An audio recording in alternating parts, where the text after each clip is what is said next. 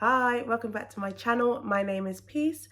Today's video is all about conversion rate optimization. This is one of the most important metrics to track no matter what business you're in. Conversion rate essentially measures how much of your total visitors, your traffic is actually converting into sales. Conversion rate optimization is sort of the practice of getting this rate as high as possible, because of course we want to make sure that as many people of the visitors we're getting are converting into sales as possible. And if you're wanting to increase your revenue, which I'm sure we all do, one of the best, most long-term, most sustainable ways of doing this is by continually working on increasing your conversion rate. I'm just going to give you my 3 top tips as to how you can increase your conversion rate. The first tip is all about your customer journey, your website, the way your information is architectured, the way your website is set up, the menu button, the collections, the way everything is organized, literally your information architecture.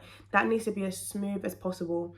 It should not take 50 clicks for someone to add something to the basket. It should not take 50 clicks for someone to find what it is they need to find.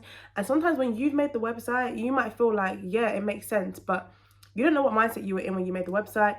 It's just one person's perception, and you're trying to show this website to hundreds, thousands, tens of thousands of people. Your one perception isn't the best thing to rely on to make sure that that is as smooth as possible. One of my top tips for this is definitely asking people to navigate the website and ask them for feedback. Ask your friends, ask your family. You should give them a specific action. Like you could tell them, add anything to the basket. How easy is it to find this specific product? How easy is it to find this collection? How easy is it to find the help page? Like you want to sort of test out how easy other people are finding it to make these specific actions. And you want it to be the actions that are most necessary for getting sales. So you don't need to be asking like how easy is it to find the privacy policy, because most people aren't looking for the privacy policy to make a purchase. But maybe things like FAQs, if you have a product that there's a lot of questions about, or maybe if it's a specific product that you know is your bestseller, that you want to make that as easy as possible. And specifically for bestsellers, you want to do things like putting the actual product on the homepage, like just making it as easy to find your revenue generating objects on your website as possible. You can also look at competitors' websites, or not even necessarily competitors, but just websites in general that you find are really easy to navigate or really easy to use or have a really good customer experience or customer interface. Look at what they're doing well and see how you can implement that into your own website. My second tip is about the pictures, the videos, the content that you have on your product pages. It is so important, especially when you're having an online store. We don't have the advantage that in stores have, like where people can feel it, they can put it next to their face, seeing how it sort of measures up on them. We don't have that advantage, so we have to do whatever we can with our pictures and videos to sort of bring that experience to an online setting. You want to show your product in basically every setting a person will need to see it in order to make a purchase. Like if you are someone who sells clothes, people need to see what those clothes look like on. People need to see what the clothes look like on different body shapes. People need to see what it looks like styled in different ways. Like just do whatever you need to do. Think of any objection that someone might have to purchasing your product and make sure your pictures and videos are doing whatever they can to overcome those objections. Literally, a lot of conversion rate optimization is about preempting people's objections, preempting people's hurdles, and seeing what you can implement to overcome those hurdles. My final tip is actually being very intentional about the traffic that's coming into your store anyway. You only want to send in targeted traffic to begin with. And I think this is especially prevalent when you start dabbling in paid ads.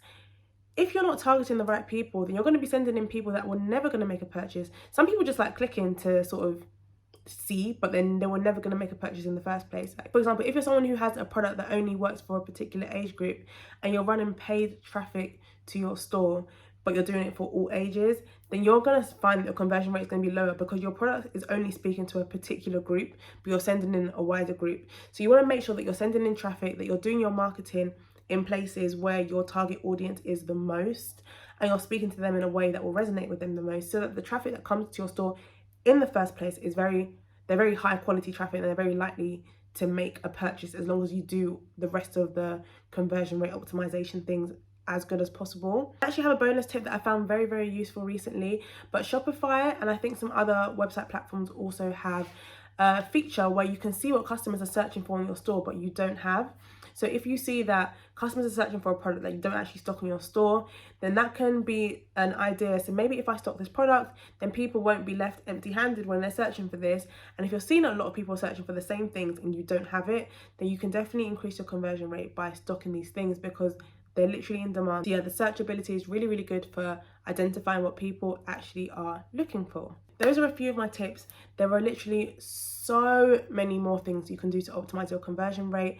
I think I forgot to mention at the beginning, your conversion rate for e-commerce should be about 2%. Anywhere between 1 to 3% is like normal, but you do of course want to just get this as high as possible. I only gave 3/4 tips in this video. I will probably do a part 2, part 3 at some point. I just didn't want to make it too long because there are so many things you can do for conversion rate optimization, and it's so important. But thank you so much for watching this video. I really hope you found that useful. Please don't forget to like, comment and subscribe. Let me know what you thought of the video and any other video ideas you have. So check out the description bar for more helpful videos. Also to subscribe to my monthly newsletter, where I'll just be giving you more tips and tricks like this, but in a written format. Or if you do want more one-to-one advice, I do offer consultation calls, and you will find a link for that in the description bar as well. Thank you for watching, and I will see you again next week. Bye.